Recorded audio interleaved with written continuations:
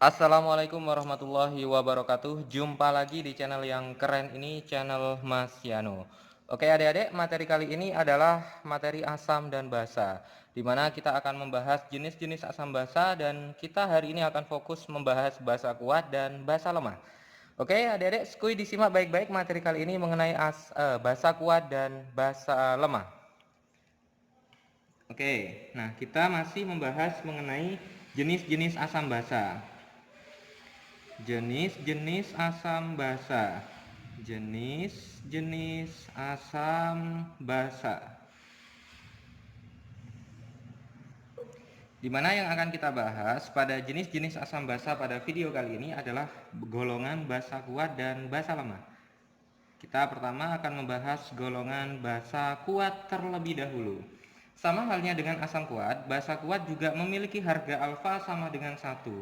Jadi sama-sama terionisasi secara sempurna atau alfanya sama dengan 1. Nah, adik-adik, untuk basa kuat dan basa lemah ini yang dihafalkan juga sama, yang kuat. Artinya basa kuat yang perlu kita hafalkan. Nah, golongan basa kuat itu, senyawa-senyawa yang terdapat pada golongan basa kuat itu hanya ada 10 saja. Selain 10 itu berarti dia termasuk ke dalam golongan basa lemah. Hanya terdapat 10 senyawa. Apa saja 10 senyawa itu? Oke, 10 senyawa golongan basa kuat. Oke, jadi golongan-golongan basa kuat itu terdapat pada golongan 1A dan golongan 2A. 8, 9, 10. Oke. Nah, golongan basa kuat itu ada apa saja? Ada LiOH, adik-adik. Kemudian ada NaOH. Kemudian ada KOH, ada RbOH, ada CSOH, ada FrOH, ada CaOH 2 kali, ada SrOH 2 kali, ada BaOH 2 kali, dan ada RaOH 2 kali. Oke. Nah, sekarang kita akan memberi nama, kira-kira namanya apa saja dari ke-10 senyawa golongan basa kuat ini. Oke, dimulai dari yang pertama adalah LiOH. LiOH itu namanya adalah litium hidroksida. NaOH namanya adalah natrium hidroksida. KOH kalium hidroksida. RbOH itu namanya adalah rubidium hidroksida. Kemudian ada CS itu adalah cesium hidroksida. FrOH itu adalah francium hidroksida. Ca itu kalsium hidroksida. Sr itu strontium hidroksida. Ba itu barium hidroksida. Ra itu radium hidroksida. Oke, jadi ini adalah 10 senyawa golongan basa kuat adik-adik. Nah, karena ini basa, berarti nanti kita harus mencari yang namanya konsentrasi OH-. Kalau asam itu kan konsentrasi H+ yang kita cari. Kalau basa itu konsentrasi OH-. Rumusnya adalah B kali MB.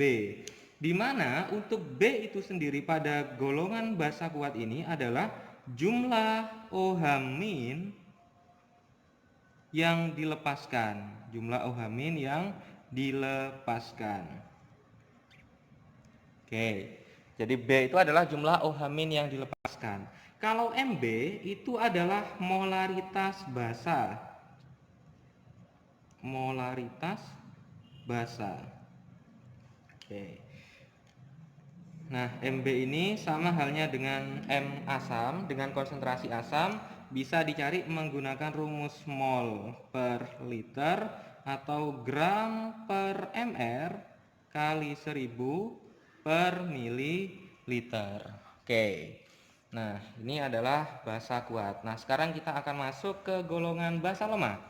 Yang terakhir pada jenis-jenis asam basa ini adalah golongan basa lemah.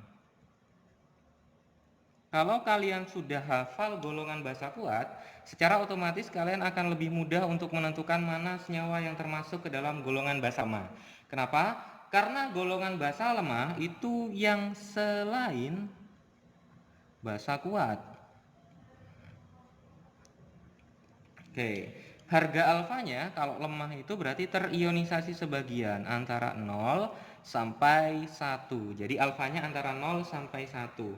Apa saja contoh-contoh senyawa golongan basa lemah? Di sini Mas Yano akan memberikan contoh 3 saja. Oke, contohnya ada NH3. NH3 ini sama kayak NH4OH. Contoh lain ada AlOH 3 kali. Ada BeOH 2 kali. Nah, ini namanya NH3 NH4OH, ada AlOH 3 kali, ada BeOH 2 kali. NH3 atau NH4OH itu namanya adalah amonia. Kalau NH3 itu namanya adalah amonia. Kalau NH4OH itu namanya adalah amonium hidroksida. Oke. AlOH 3 kali namanya adalah aluminium hidroksida. Aluminium hidroksida. Oke, BeOH 2 kali itu namanya adalah berilium hidroksida. Oke.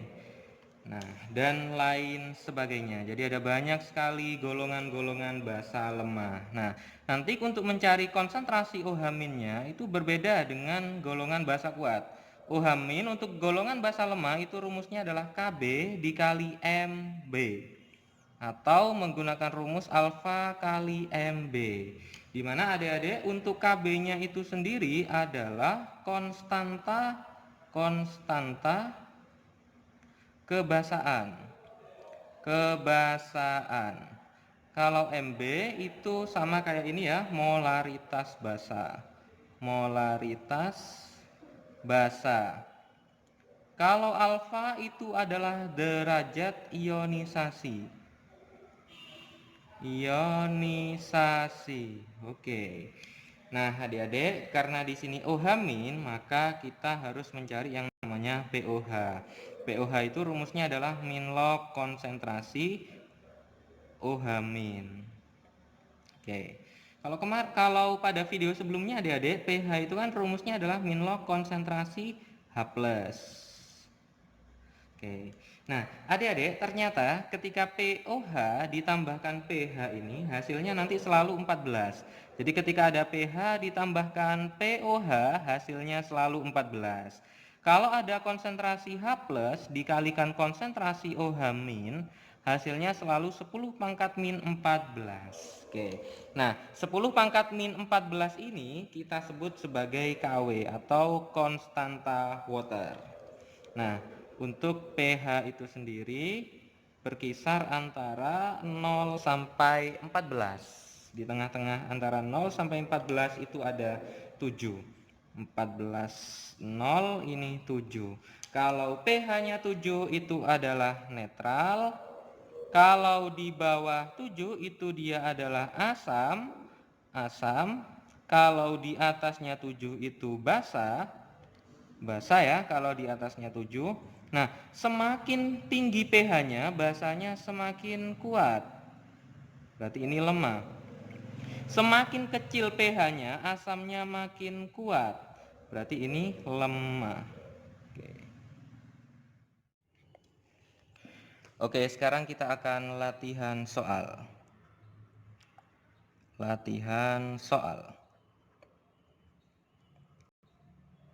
Nah, sama seperti pada video sebelumnya, pada video asam kuat dan basa lemah, Mas Yano di sini akan memberikan 2 contoh soal sebagai latihan untuk kalian. Yang pertama, jadi sama-sama menentukan pH nantinya. Tentukan pH dari larutan. Oke. Ada 2 nanti yang akan kita bahas. Yang pertama, NaOH 0,1 molar.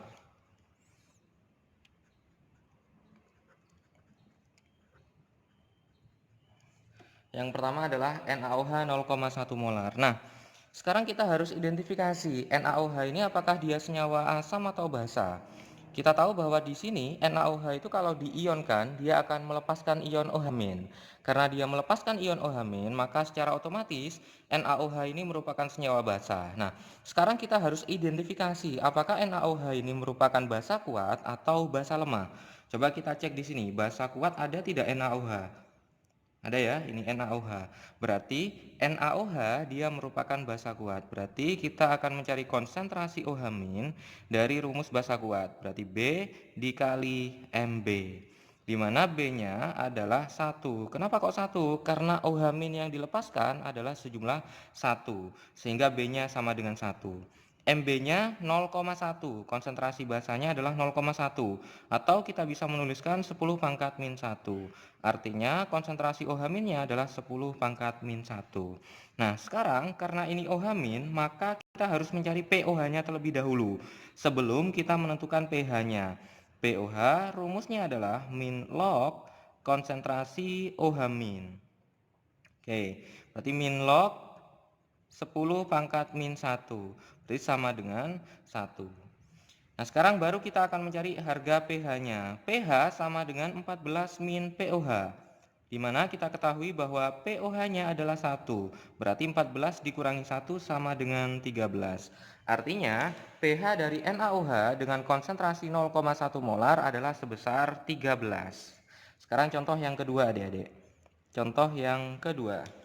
Contoh yang kedua ini adalah senyawanya adalah NH4OH. NH4OH. Di mana konsentrasinya adalah 0,4 molar. Dan harga Kb sama dengan 10 pangkat min 5. Oke. Nah, ini adalah senyawa basa karena NH4OH ini dia melepaskan ion OH-. Karena dia melepaskan ion OH-, maka NH4OH ini tergolong senyawa basa. Nah, sekarang kita identifikasi apakah NH4OH ini merupakan basa kuat atau basa lemah. Coba kita cek di basa kuat. Ada tidak NH4OH? Tidak ada ya NH4OH, berarti dia termasuk ke dalam golongan basa lemah. Nah, ini dia NH4OH, amonium hidroksida, merupakan basa lemah. Sehingga karena basa lemah, maka kita akan mencari konsentrasi OH- dari rumus basa lemah. Akar Kb dikali Mb. Kb-nya adalah 10 pangkat min 5, Mb-nya adalah 0,4, atau Mas Yano tuliskan 4 kali 10 pangkat min 1. Sehingga sama dengan akar dari 4 kali 10 pangkat min 6. Berarti hasilnya sama dengan 2 kali 10 pangkat min 3. Nah, baru setelah itu kita akan menghitung pOH-nya terlebih dahulu sebelum kita menghitung pH-nya. Berarti pOH sama dengan min log konsentrasi OH-. Oke, kita masukkan OH-nya min log 2 kali 10 pangkat min 3. Jadi sama dengan 3 min log 2. Oke, ini baru pOH-nya ya, adik-adik. Jangan salah memasukkan di soal. Biasanya kalau pilihan ganda sudah ketemu 3 min log 2, jawabannya 3 min log 2. Padahal yang ditanyakan adalah pH, bukan pOH. Baru setelah itu kita cari pH-nya. pH sama dengan 14 min pOH. Oke, kita masukkan pOH-nya. 14 min 3 min log 2. Oke, 14 dikurangi 3 sama dengan 11. Min kali min sama dengan plus. Berarti 11 plus log 2. Jawabannya adalah 11 plus log 2. Nah, biasanya kalau di sekolah itu cukup menuliskan log 2 gitu saja. Tidak perlu mencari berapa itu log 2. Jarang sekali biasanya guru-guru di sekolah sampai di sini saja. Jadi tidak perlu menggunakan kalkulator log 2 itu berapa. Oke adik-adik, ini adalah pembahasan kita mengenai bahasa kuat dan bahasa lemah. Sekian pembahasan video kali ini mengenai bahasa kuat dan bahasa lemah. Jika ada pertanyaan dari video ini, silakan adik-adik bisa menanyakan di kolom komentar. Dan jika adik-adik suka video ini, jangan lupa di like, subscribe, comment, and share di videonya ya. Dan agar tidak ketinggalan video-video terbaru dari Mas Yano. Oke, Mas Yano akhiri. Wassalamualaikum warahmatullahi wabarakatuh.